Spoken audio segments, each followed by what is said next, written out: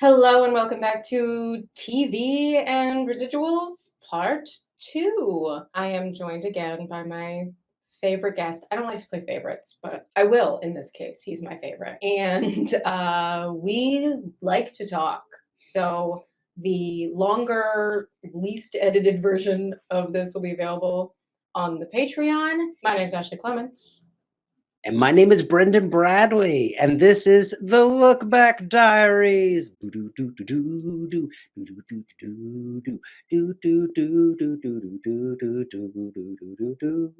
gonna keep going, huh? Epilogues. Okay, so we took a break, we ate a snack. Brendan changed his shirt to pretend it's a different day. I have many more changes planned. And I'm expecting costumes, some glitter. Yes. You spill glitter in my lap. What about fake blood? Fake blood, fine. Great. It's not glitter. All right. Okay, you can clean blood. Spoken like someone who knows. If you haven't checked out the last episode, you absolutely need to, because Ashley apparently stabbed somebody and cleaned it up. Oh no, I think it's in the Patreon. I'll link that Oh murder. yeah, So you got to pay for murder. You got to subscribe Yeah. if you want to. That's right. See me. Yikes. That's where all the tea and all the blood are. Yep. They mingle. It's a. It's an interesting beverage. It's a strange soup. Okay, so we are following up. We're continuing. Well, because like all of that in the last episode was really just to kind of like set up what the claim is. I still think that's probably the longer of these two episodes. So you filed a claim. I filed a claim. Residuals occurred. DVD residuals occurred. I got those by like summer of 2017. I again did not check before starting. Well, you were having a snack. I was having my snack, but I pulled up the sort of next communication we got from Bernie, which is actually April 21st, 2017. So that's like a month after the 2Fab article. It is almost 2 months after 2 months into the claim. After his initial email was March 7th. I also, in looking for these emails, was reminded this is the topic of the next episode, so I'm not really going to get into it now. But January 2017 was actually when I started having conversations with Bernie about my screenplay, That's The Lizzie right. Bennett Wedding, about trying to get that made. And so that is also part of the reason why I was really staying out of this. We hadn't spoken for years, and this story is coming. Teaser. But I did contact him in January of 2017, and we'd had multiple phone calls and included Hank when this TV stuff happened. So I was not in a position to be in any way confrontational with Bernie. And also I think that that's why we were on a call later in which he mentioned that like he only made $30,000. Right. I don't think it was about this. I think my call was about this, but Yes. your call was because we had bifurcated that. Right. But I remember when the 2Fab article came out, I think I retweeted it with like no comments. Like I think that's all I did. And I think that I felt, a little gagged because to say anything about it was counterproductive to what I wanted to do, which just also kind of speaks to like this overall why I felt like we couldn't say anything about this. Which also speaks to union solidarity, right? These are these minor things that are like, this came up when the writers were striking, where there are people basically saying like, well, but like, I don't want to hurt my job and my chances that I've got going with this show. I believe in the cause, and everyone has to do those calculations for themselves because everyone's got to eat. But so there was this scenario in which you were trying to stay in the good graces of somebody who had very much screwed everybody and was was being taken to task for it. Did not deserve the benefit of the doubt, and I knew that, but I was trying to walk this line of still getting what I wanted, and so it was helpful to me for a variety of reasons that you were running with the claim. So here's this April 21st email. Hello, cast and crew of the Lizzie Bennett Diaries. So this is just to us. I'd like to apologize for a lot of things that have been said and or not said about the happenings of the project recently and over the years. And well, I realize that I've been either ignoring, forgot about, or been a closed-minded asshole about many issues, and I'm sorry. Talks are good, game. To move forward, I want to correct these ASAP and get everyone what they're due. These issues include residuals, merch shares, forgot about merch, TBD network, and LBD 5-year. To start, whether it be a residual or a merch payment, everyone receiving this email is owed something for their work on the LBD. We are in the process of determining who is owed exactly what through the unions and are working as fast as they can to get these all processed. And then we get into these subheadings: SAG and WGA DVD residuals. Pemberley currently owes SAG home video residuals for all of the LBD DVD runs since the beginning. I am deeply sorry about this. All I can say is that in 2014, I thought this was handled through Pemberley, SAG, and Media Services, who processes the residuals, and every person who represented each party left their respective companies, them and us, around at the same time, and it fell through the cracks. We're in process of getting this handled and paid out ASAP, and we are going to go as fast as the other companies can respond to our inquiries. We know we're delinquent, will owe interest. I don't think we got interest. We're not good. And will take responsibility and pay it. And then WGA residuals are up to date to the end of 2015, and we owe our 2016 residuals, which we will pay out once we have everyone's updated contacts. Okay, pause. I knew at this point that we had not gotten our DVD residuals. But, benefit of the doubt, most generous assumption. What a weird coincidence. The same employees, the people who were supposed to be handling it left at the same time, fell through the cracks. That's believable until you tell me that not only did you pay WGA residuals for the DVDs for 2014, which was the same time that our residuals fell through the cracks, but you continued to pay them for DVDs that were sold on DFTBA after that through 2015 and didn't notice that SAG got bupkis. That's the union Bernie's in. And to connect to our last episode, that's the union he needs to stay in the good graces of. That is who has the most power over Bernie of anyone. Like I can believe fell through the cracks for the first year. Now, also he's telling us this is April 2017. We also didn't pay 2016. Like just the fact that they did get a second residual payment for 2015 and still nobody noted, like that becomes harder to believe. Merch share. Though it hasn't done a lot of transactions, Pemberley owes merch share percentages for all merch sold over 2015 and 2016. So if your likeness is on a piece of merchandise, you're owed something. So remember in the merch episode, I was like, I may have gotten a third merch payment. I can't remember. I did in 2017. Should I just tell them now what it was, the amount? Sure. It was $14.15, which means that other people got pennies. Like, yes, I can forgive a little bit. Kind of, I don't need to bend myself into a pretzel to excuse all this mountain of bad behavior. It was very little money, and you still owed it to me. Like, oh, you did keep selling the merchandise with my face on it, and Okay, then to the TV stuff. TBD Network. Credits. I was made aware that the TBD Network has not been putting credits on the Pemberley digital shows. I was pretty upset when I was made aware about this, and I told them that this needed to be corrected immediately. This is now being corrected as we are working with them directly on this, which means as we are providing. Yes, as we're providing the credits that they don't magically have. We're all looking around for who is responsible for this. Like, you didn't deliver. SAG and WGA residuals. This is where we are all waiting for answers, and Pemberley is not the only one waiting. TBD on launch rolled up several other YouTube networks in their initiative. Thus, this is now a TBD SAG WGA issue that is being discussed. As I said before, whatever the union rules on this, we will abide by them. Put that in your mind pocket. Streaming residuals. This is just like a little cherry. Many of you are aware that LBD and M are approved or on other streaming services that are not YouTube. iTunes, Google Play, Amazon full screen. I will say that our total revenue from this deal isn't a giant amount, but it is an amount that should result in a residual payout. It's called an electronic sell-through. Thank you. Now, according to the current SAG and WGA collective bargaining agreements, you as writers and performers are owed $0. And well, that's just wrong. I don't often say this, but I agree with Bernie Sue. That is wrong. We are currently ideating which is just business asshole for thinking on how to do a compensation payout. But the initial research I've done thus far has warned us that it would be in direct violation of the SAG collective bargaining agreement, but not the WGA's. Anyway, we're still doing more research and we will come up with a solution. You shouldn't be getting zero.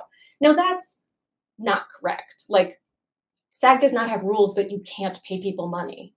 It may not have been able to go through SAG as a residual, but no one is stopping you from giving me money at any time. Yes. You can write me a personal check. You can write me a royalty check. Like, you're talking about royalty. You can give a $17,000 gift. Yeah, up to $17,000.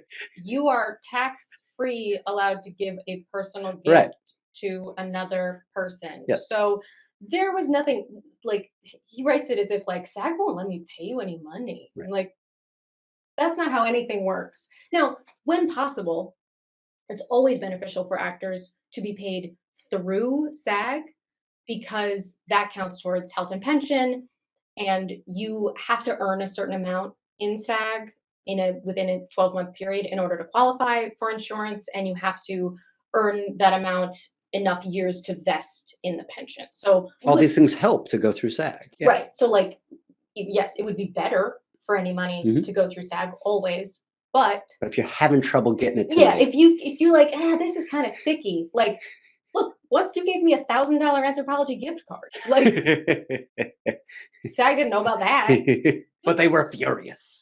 But also note that, like, because you were saying you split ad revenue. Yeah. Like, No. I've never heard Bernie acknowledge that, like, there's ongoing, like that there's 95 million views on the channel. Yeah. So, like, I don't know. Here he's being so noble and being like, it's wrong that you don't participate in the iTunes money, which he knows is very little. And I'm like, yeah, take that logic a little bit further. Keep going. You're so close. It's also just hilarious that in writing, you're telling me you know what's right. And then there's what you did. Hilariously, this email ends with the fact explaining that they were planning to do the LBD 5-year, which was like, honestly, I did not pay attention. You might know more about it than I did, but like they re-aired the show on Facebook. Yeah. Which, again, no money, but I think embedded like the tweets to try to let people relive the transmedia story part of it. So I launched the Look Back Diaries on April 9th because that was the anniversary. He writes that we were originally targeting an April 9th launch, but we have delayed to cover all these issues above. We are still not centered on a launch date, but regardless, we will be stripping out the original end cards for a credit roll because we have now created it because it had to be delivered to DVD. Yes. I mean, unsaid, but we are a unique couple in that, like, if we hadn't made non-transferable and you hadn't made all your other content, like I would take this at face value. Oh, TBD didn't include credits. TBD is fixing that problem. But like, we know enough to go, that's not how this works. Right. Like, you messed up. You have now provided them with credits. That is now being resolved. Yeah. But like, it's just, again, it's why I wanted to say, like, it didn't just happen, right? These were decisions made by adults. Oh, I wanted to make this point in the last episode, but so I'll say it now. When you were hanging out at Busby's and doing all like this stuff, you were fresh out of college. You were like 25 years old. Yeah. And I was in my 20s during the Lizzie Bennet Diaries, and Bernie was in his 40s. And I say that just to clearly state, this isn't a kid who like was making, some childish mistakes. Like, I could forgive a 25-year-old things that I cannot forgive a 40-year-old. And I think that within that, there's part of what we talked about last episode. There's the new versus the nice. Like, it's nice that all these opportunities happened for this show, but it wasn't new. And the need for everything to be an innovation, the need for everything to be cutting edge creates this gray area where it's like, well, we just don't know. We're making it up. And it's like, no, we're not. This actually isn't new. You've not discovered anything. You've not invented anything. There's a lot of standards and practice here. And if you'd like to comply with any of it, come over here with all the other adults that have laid the railway for you. As actors, we get told all the time that, like, Well, no one asked you to be an actor. No one asked you to be a producer. Right. And No one asked you to make content. and you're not entitled to it. Right. Like, you're not entitled to any of this. And like, you're not entitled to sell the content because there's an opportunity for you to monetize it that puts you in violation of all your contracts. Right. Now it's 2017. I mean, it's still it's still 2017. It's still 2017, right? So like all of this has happened. That's our April update. Right. And then I know from other emails regarding the screenplay that like I don't hear from Bernie for 5 months. You are following up with the union and you start getting told some interesting numbers. Yes. So it's around this time, probably in this summer of 2017, that the residual department has come back with their calculation and interpretation of what has occurred. The first person Yes. who this goes through. Yes. Because ultimately, many people come and go over this process. Because it takes a minute. It takes a minute. I was just like, you just guess now. Just write down on a little piece of paper what year you think. Just put it in the comments and we'll see if you're right by the end. Yeah. Resolved to help you. I will say it is resolved now. So sometime between 2017 and 2023, you can guess wherever you like. There you go. In that frame. So we've actually gone from our first person to our second person at this point. So we're already on. Very quickly, we lost our first person. But the residual department, the struggle they were ultimately having is that this is never the way this was intended to be done. Right. They would have had very different conversations had they been a part of the conversation. Well, and like when we talk about what is new versus nice, this is not nice, but it is new. It's not new. That's not innovation. That's just you did the wrong thing that profited in the short term. But I mean, for SAG to have to figure out the calculation. Yeah.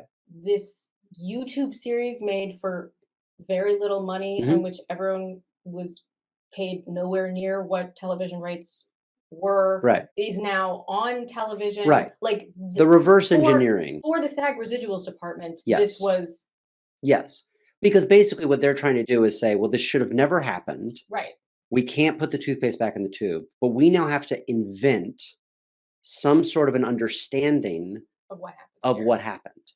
Because if Bernie had gone to them beforehand, they likely would have said what they told you about squatters. He would have been told that we needed to be upgraded to whatever that cable rate was. So you can establish the base so that then you can actually do television residuals off of the base. And then, I mean, it still would have been very difficult to calculate because they took multiple episodes and re-edited them. Of course. So it would have already been, that's already like also difficult to calculate. We're not used to combining many episodes of a show that are 3 to 8 minutes in length and Frankensteining those into a 22-minute episode. Well, and to be clear, I think it's important to establish the pattern here that at every step of the way, SAG's interpretation was actually to the benefit of producers. Right. Because had you been cast and was even the NBC show or even the TBS show, there would have been a lengthy negotiation process with an agent. Everyone would have negotiated differently. People would have been paid very differently. Like no one would have earned the minimum as a series regular. Right. Like I'm Lizzie Bennett. But we would have had a voice. Exactly. Like, we would have had a say. And Precisely. so like all SAG could have retroactively done was say, well, like everyone gets the minimum. But like if we had done this properly, would we have ever? Right. So we're already behind taking something like this and just putting it in television because people are now earning minimums when they would have, somebody somewhere would have negotiated something different. Yeah. We're just already entering a place that everyone's starting with less money than they would have. So we're first they would have had to go to the base, and then the first airing is free. Right. That's what they're buying. And then the second airing is 40%, and then it goes down from there. So roughly $2,600 would have been the prime time for. Now, the problem is, had we made a television show, it would have never aired until it aired. Right. It's already aired. Right. It's been on YouTube this whole time. Right. So now we're actually not even getting the first check for $2,600 because it's already aired once. So we have to cut that by 40%. For our first airing to actually be the second airing. Because it's syndication. So the first number you were told was that we were owed 40% of what that base should have been. Correct. Per 5-minute piece. Per 5-minute piece. They're trying to make up an equation here. So their final conclusion is what we should have been paid is let's take the primetime network amount.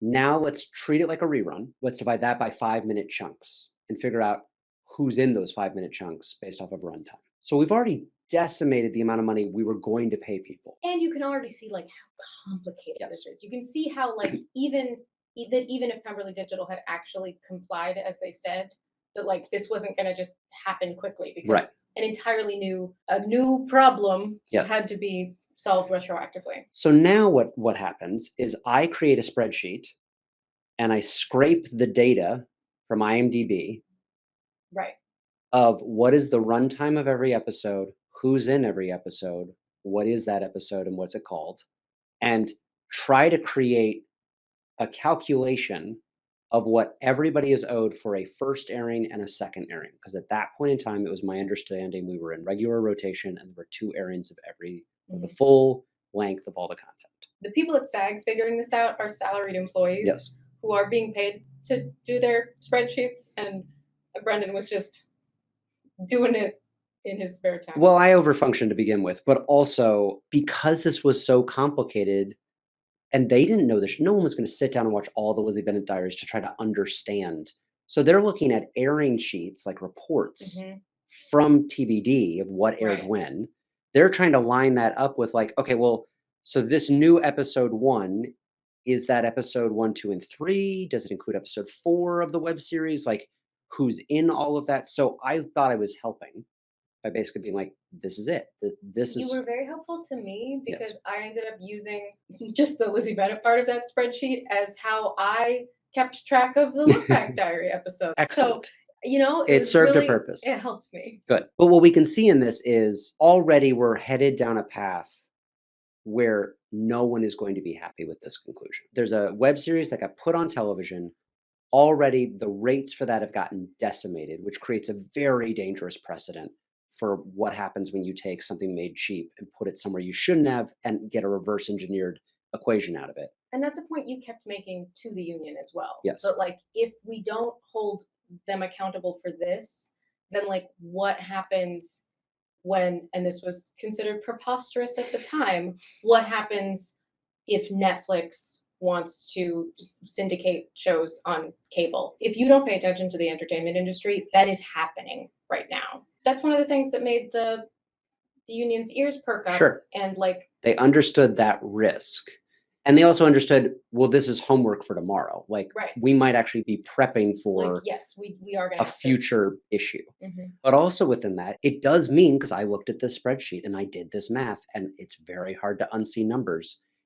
Even the numbers that were very reduced were still very healthy numbers to look at and to say, I might make some money. Right. I mean, all told, all in, across all 3 shows, it was many tens of thousands of dollars. And obviously no one would have been owed more money than me because the other shows didn't make as many episodes. So like no one's in more content than I am. But what I remember your initial calculations saying was something like $17,000 for me.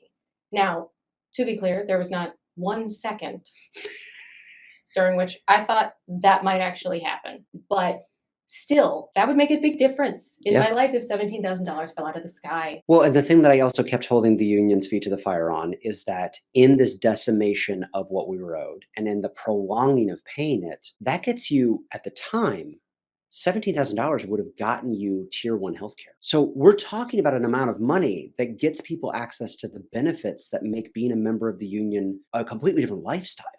And to withhold that or to start diminishing that or calculating away from that, I think is a very dangerous thing for the union to even be flirting with. But I also, on the other side of that, as putting my producer hat on, I know that the initial calculation that Bernie received was a terrifying number. That's a terrifying number because especially even if he was telling us he only got 30,000 or no money for the sale, he was going to need a lot more than that to come out of the sky. That he owed more in residuals than he received. I don't know if you checked the since, but when we were talking about this the other day, I think that you said that you thought the total was around like 75K or something like that. I think it was, it was in that ballpark. And so, you know, the exact number doesn't matter because it didn't happen anyway. Right. But I take some pleasure in knowing the heart attack that He must have had to hear that number because I also know what happened. So I don't mind this being an uncomfortable process for him. Okay, but so that's the first number. Yes. With the first SAG rep. Correct. That number starts going down. Well, so then this, you mentioned over the top. Right. So then this over the top argument starts getting passed around. Yeah, it's not TV. It's actually all streaming. So maybe no residuals are owed. So where I was able to compel the union away from that argument. At the end of the day, it is about the intention of the content. This is broadcast content being sent out to televisions, but also everything's digital now. Everything is a digital signal. In radio especially, they've really pivoted away from terrestrial radio. And if we now make this weird argument that the AFTRA contracts that we've had for decades no longer apply because it's happens to be a digital tube because instead technology changed. Right. That's and I think disingenuous. But that is also something that, like, again, to bring it back to the writer's strike, the AMPTP has in every place tried to exploit any loopholes. And there are times that, I mean, probably more than we even know, but there are many examples of places that they have deliberately put like some little qualifier in a contract because they knew something that they were planning to do a few years later. Right. And so if this loophole was allowed, if you could say, oh, well, it's digital, then like you could wipe out all TV minimums. Correct. And the real linchpin in this is SAG-AFTRA as a union exists because two unions had to merge because of a legal argument that recorded to film was different than being recorded to tape. And so our entire history is based in an absolute ludicrous semantics argument to get around our contracts to diminish payment to our members. So now you're going to come over here and tell me that because it's on a digital signal, it's not broadcast? Get out of here.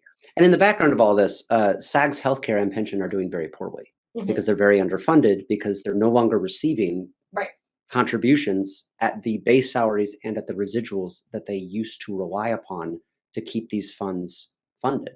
So we are also just looking at the existential crisis of when we take these bad faith arguments and they get extrapolated over all of the industry over decades, it leads to the complete erasure of the union.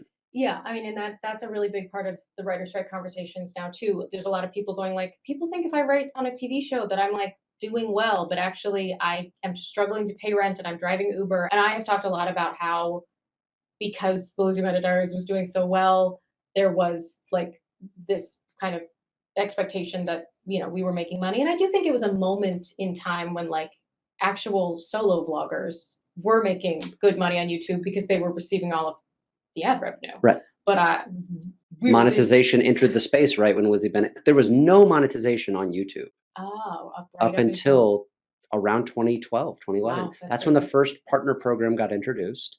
And they introduced it not with ad revenue. They introduced it with grants. Right. Yeah. They just gave creators $2 million and said, as long as you create this much content over the next year, we're good. I'll take it. But I'm just saying, so you were right there when monetization was even right. a thing. We weren't making money on any of this stuff. Right. But just to, when we're putting things in this larger context, so like I've already discussed, people thought I was making a lot of money. I wasn't. That's also true for like the people you're watching on Netflix and Max. We know many people who have been under just disgusting contracts. First of all, the base salary is lower across the board. And then also we've heard just ridiculous interpretations of like tier. We know someone who was in every single episode of a show in a way that like we thought he was a series regular. I mean, he functionally was a series regular. He was like the main character's best friend and he was there all the time. And only because of back channel people we know, I'm trying not to expose anyone here, we found out that he was being paid as a co-star on every episode. But it just all trends down. It all trends down. And, you know, and all of these platforms are looking to each other going, what did you get away with? Right. Okay, then we can get away with that too. Right. Like, how do we continue to devalue the people who are creating the content that people are paying these services to receive? Like, how can we just lower that pay to like nowhere near a living wage so that, you know, the executives continue to profit. So Right. if we continue to look at Lizzie Bennett and Pemberley Digital as this kind of like microcosm of like larger problems, and also how this was handled could potentially matter, because to the point of like, what did you get away with? Maybe we can get away with that. Like, Well, and to the point that I continually made to the union, which was probably the most successful point throughout the lengthy claim, I kept reminding them, this guy's won Emmys, this guy gives keynotes, this guy is on NPR. He's constantly talking about the success of this model. sure. You can't let him colloquially go around normalizing this if he's actually in violation. Okay, so continuing with the SAG claim, So that's where we got the calculation. that's where we got the nicest numbers to see. But at this point, I was dead inside and had no hope. But also, we have a claim from the residual department. Right. They have come up with what they think the interpretation of these agreements are, the best case scenario based off of this thing that should have never happened. This is the most fair equation. It actually is conservatively favoring the producers. They're paying the minimum they would have to ever pay based off of the interpretation of these agreements. And no penalties. Keep in mind, no penalties, no late fees. They're just having to pay this. Now we wait, because now what they have to do is they've got to take the reporting, figure out what aired when, what episodes were what. They've got to do their own internal, they've got to put all that together. And that takes a minute. They also require confirmation and documents from Pemberley, which all I can tell you, because I was not a part of these conversations, but every single time I followed up with SAG-AFTRA, they were always waiting to hear from Pemberley.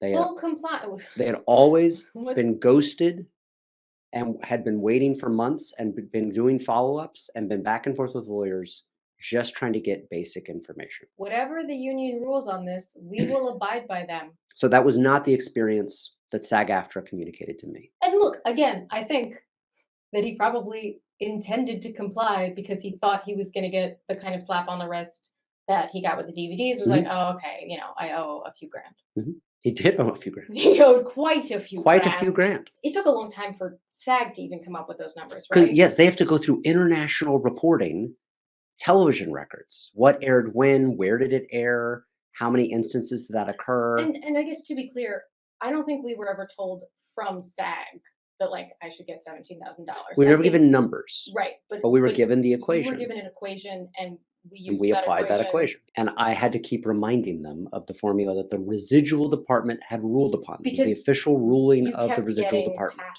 to different people. Yeah. So I would have to, every time I got passed to a new person, I think all in, we went through almost a dozen representatives. And like, for however many years it took, you were a burr in SAG's side. Yeah.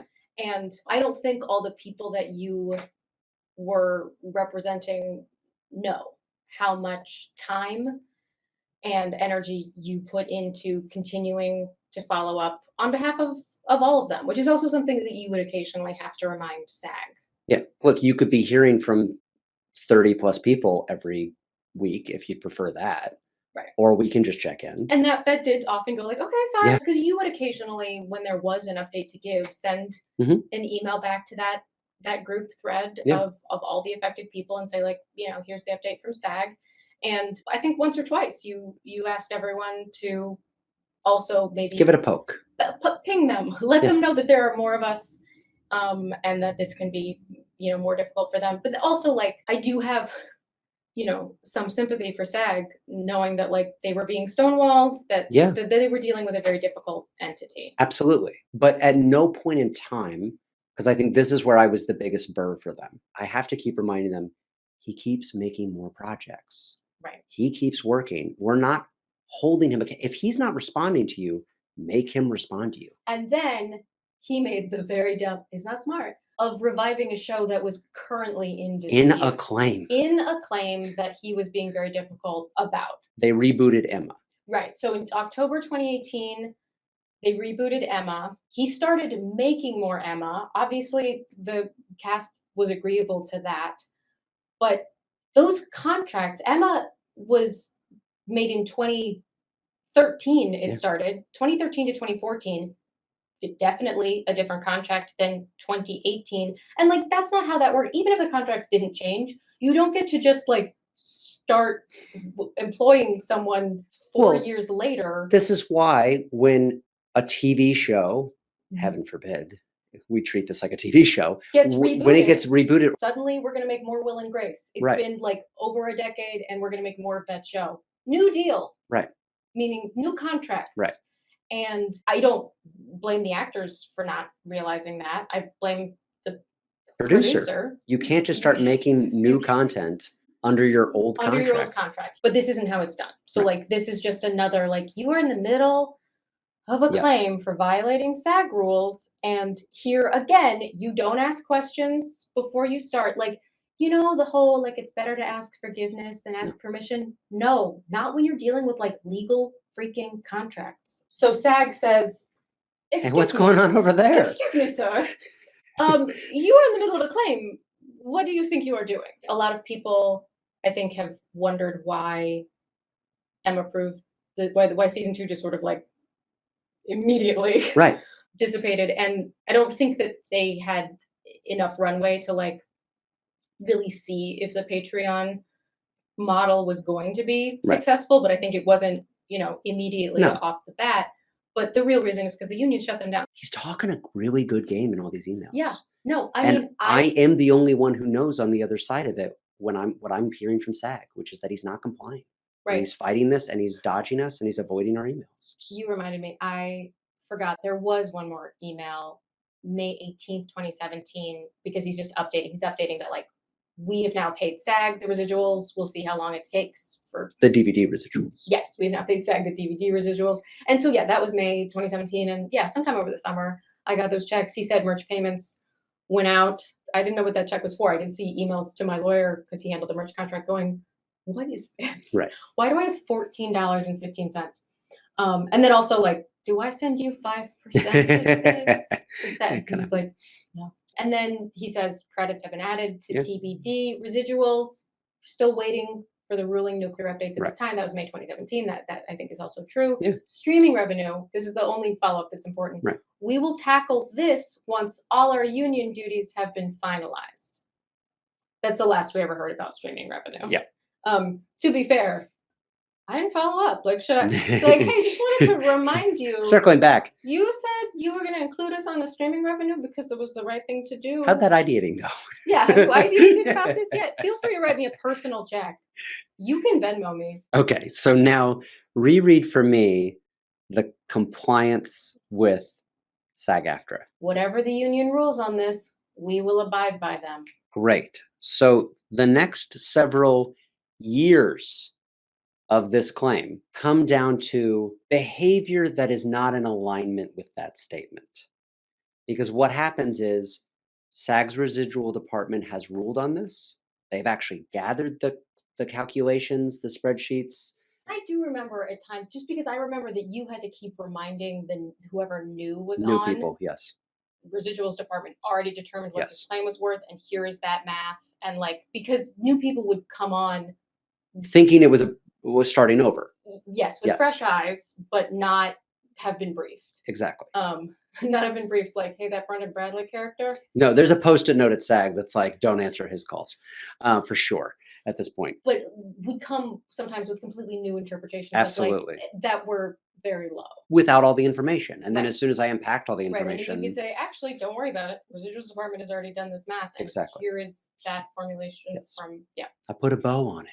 So now we move into a period of time where they cannot get response. So SAG keeps moving the claim around. Right. So people come and go. People move on to other desks, other projects, other claims. Other careers entirely. Yes, some people don't work at SAG anymore. That is very true. The majority of them don't. Because they cannot get response. Right. They cannot get compliance. They cannot get in any way. The business tactic was stick your head in the sand. Yes. All the while, he's still making artificial. Yes. He is currently making content that is on a SAG contract and like ghosting SAG. Yes. Now, SAG has no other option but to kick this over to their legal department.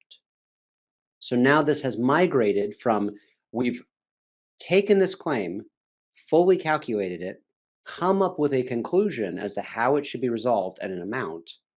It's not being responded to. So now that gets wrapped in a bow and taken over to an entirely new department, entirely new people who now have to brief themselves on what's going on, have to try themselves to engage unsuccessfully. And what I know is it goes to arbitration. It's very standard in like every entertainment contract. What a required arbitration clause means is that you're not allowed to sue. You have to go to arbitration. It is less expensive than suing somebody, Yeah. but it is a legal proceeding. Yes, it is overseen by a judge Like, who does give a ruling and that you can have that ruling certified in court as a court judge. Like baby court. Yeah. It's court for babies. It's a legal proceeding. You've now elevated what was a misunderstanding or an oopsie fully through a union claim and violation, multiple union claims and violations, into now an actual legal proceeding that you have to appear. Yeah. So then the union is telling us, well, it's going to arbitration. Right.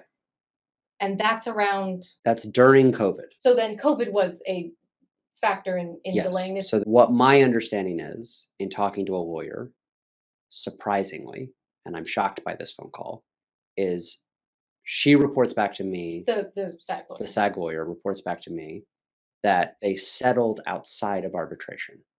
So at some point in time, eventually, the threat of having to appear before a judge, even in a lesser way, did compel them to make a settlement offer, at which point in time, the SAG lawyers assessed what they were able to pay and created their own settlement deal out of that. Now, and so like something that we've discussed to great length is that the union does not need all of the people in the claim to agree to a settlement the way that you would have to in any other legal proceeding, right? Like if we were suing somebody and they offered us a settlement, everyone who was a part of that claim would have to agree to that amount.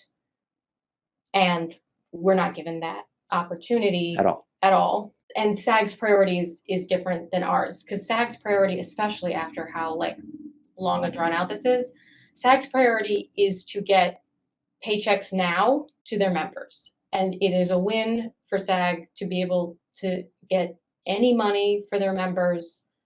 Any money in their eyes is better than no money. But so this lawyer tells me that a settlement has been reached. And this is only because you continue to like email and say call what's going on. And right. badger. She gets on a phone call with me, and you were in the room for that phone call. She says it's non-citable and non-precedential, which are legal terms for being able to use it in a court case as existing case law. Right. Well, none of that matters. Right. This guy's given keynotes for several years about his great business model. That's very citable. That's very precedential. So pretending like what the case law on this matters or not is irrelevant and frankly childish. I asked her what was the settlement number. She won't give it to me because when she goes to look it up in her computer breaks. Yes, that is what she said. We end the call with a grown woman pretending her computer doesn't work and being unwilling to ever get back to me about what the computer said. This is an adult person that passed the bar. Look, the truth is that every adult is actually just a tall child. Everybody should go to therapy. Yes. But anyway, what was already a disturbing and unfortunate series of events that brought us here ended in just the dumbest possible way. Yes. And before she went, oh no, my computer's broken, and hung up the phone. She did also say that there was this settlement being made for whatever this amount was now, and that also we would participate in future revenue. And he says, what future revenue? Like there's no further way to monetize this content. Like the juice has been squozen. That's one of our recurring bits. And so she said, we have been assured that there is interest in ways to like monetize this content going forward. And we knew that was absolute crap. Yes. So, and also like no one at SAG is going to touch this again. Right. But also she said, because I made her commit before hanging up because her computer was broken. I made her commit. A piece could have fallen off. Anything's possible. Like What if you do that on a call? You're like, oh no, my computer! Help! Apparently, you can go to law school if you do that. They might teach that in law school. Might teach it in we law don't school. know. It's true. We studied acting. Yeah. What do we know? She assures me that I will be provided with a calculation for how they arrived at the number. Oh yeah, and which you get that. is my right. Yeah. It is my right to know on the basis by which my value was calculated by my union. That is my right to ask. It is my right to know. Yeah. We received checks 6 months later. Yeah. It takes a minute. And that was like April or May of. Drum roll. What year did you write down? Bingo time. 2022. That check came shortly after I had started doing the Look Back Diaries, which was just kind of hilarious to me. Which means it was 5 years, a little over 5 years since the claim. I can tell you the exact amount of money that I made. No, again, this is after taxes. No one got a bigger check than me because I was in more content. I received $379.05. That is what that. For being on television. For being on television. For something like 20 episodes of television, I got $379.05. And you got $90. Which is also odd because I'm in far less content. So it's right, weird. Like he's not in like a fourth of the amount of content. Yeah, so that I am. It also is just like, what is the calculation here? Like, give me the equation. I want to know how this was deduced. But the irony being that the late penalties for a check that you are owed, the minimum I would have made in late penalties was $90. So effectively, for 5 years of delinquency, I basically made the minimum I could have made for it just being late fees. Right. So we told you this kind of wasn't a happy ending to this story. And some of it is a lot of frustration with the union that is supposed to be representing us and fighting on our behalf. And again, I do have some sympathy for the fact that Pemberley Digital made that hell for them. But I hope it was also hell for them. Yes. Like, that's all I can just hope that, like, I hope it kept him up at night, that he was terrified he was going to be held accountable for his actions. Like, I'm sure he was very relieved that, because we have also then surmised based on how much money we got and how many other people I think he basically did what he did for the DVDs. That he did end up paying. I mean, I made a lot more from the DVDs, but it split amongst fewer people. Right. But yeah, he ended up getting away with paying a few $1,000s. Yep. You know, it was also one of those things too, where, like, as I have pointed out, this content is still on YouTube. Frankenstein's not, and we don't know officially why, but like we can guess that. You probably can't sell PBS's content. I hope PBS let him know how they felt. We're talking about content that it does not seem like he had full ownership of being sold without first, because it's supposed to happen first, notifying the appropriate unions. We also don't know how this was resolved with WGA. Right. And we're talking about pretty much getting away with it. Yeah. And that is the part that sucks. Yeah. But again, if we zoom out 30,000 feet, Mm-hmm. looking at the writer's strike, looking at this as a case study, looking at everything that's happened, this is why the union can't meet the AMPTP halfway. We can't retroactively back end our agreements into some new made up application that this was never intended to be used for. Right. We can't let them set the language for anything. And when people violate it, there has to be accountability. And it's hard because SAG is drastically understaffed for the amount of claims that there are. And like, if it were not for your relentless pursuit of this, they would have let it go. Because stonewalling probably would have worked if you weren't such a pain in their side. Mm-hmm. You know, at the beginning of this, like, kind of removed myself because I was, you know, trying to get my screenplay made. But throughout it, look, there were times that I didn't want you to be so passionate about this, because I had already lived through hoping that a different outcome was possible, and hoping that I might get real money, or Mhm. like I had just let so many things go. I mean, I wasn't at like complete peace. I had just, and so I've dug through these emails and I brought all this stuff up, but I couldn't, I could not have been that kind of leader. I couldn't have fought so hard for so long. And especially in the face of like my own union kind of like snapping back at me. And you did that for all of us. And like the outcome sucks, but it could have gone a different way. Yeah. And I only know because I live with you what an endeavor that was. Like how much you were not going to let that go because this extremely unfair thing had happened to these, 30-ish number of actors. But the lesson cannot be, right, that it's not worth the fight. No. The lesson is that we need more solidarity, that we need more money.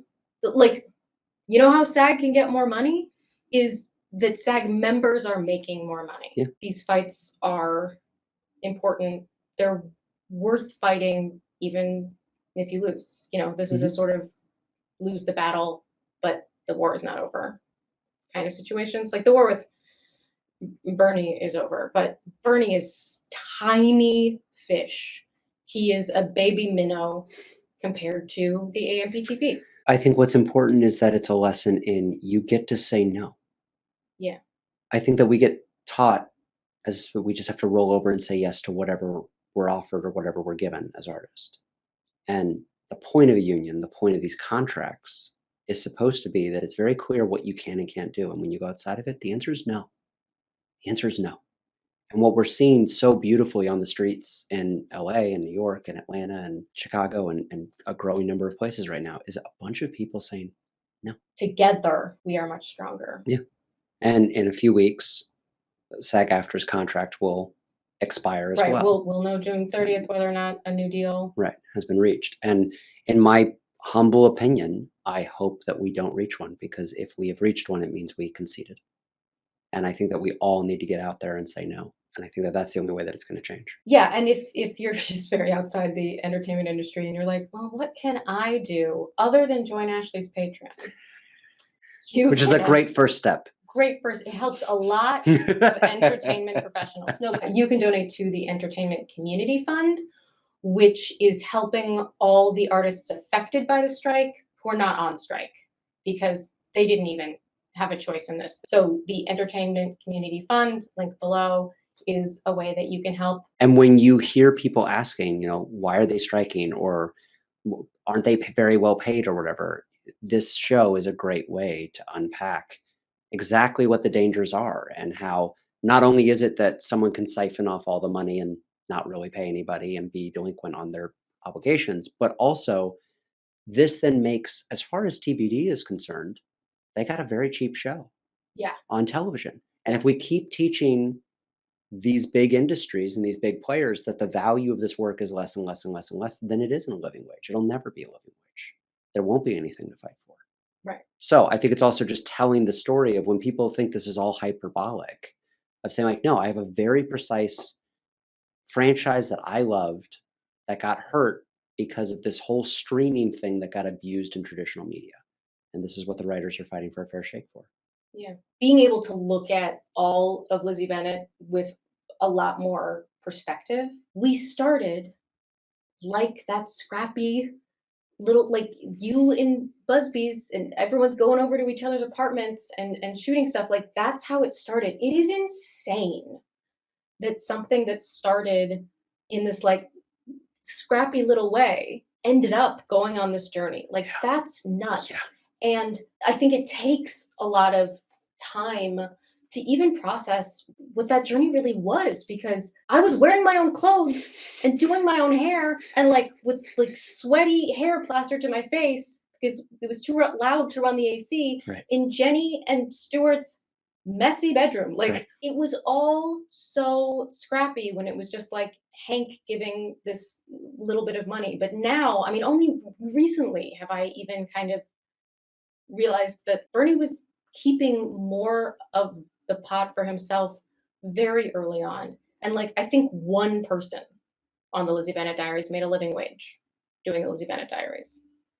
And that is also a reflection of what the industry is doing right now. The people in the offices on the top floors, when you drive by, they're making a lot of money while there are people picketing outside their studios because they're not able to make a living wage anymore. And the model cannot be that the people in the literal ivory tower get to make so many X times more than nobody made millions from the Lizzie Bennet Diaries. Right. But somebody made tens of thousands of dollars, maybe hundreds of thousands of dollars. And, you know, I made $73.50 from the show. And like, if we include all the money I ever received, I guess over the course of literally a decade, I did eventually get about $20,000.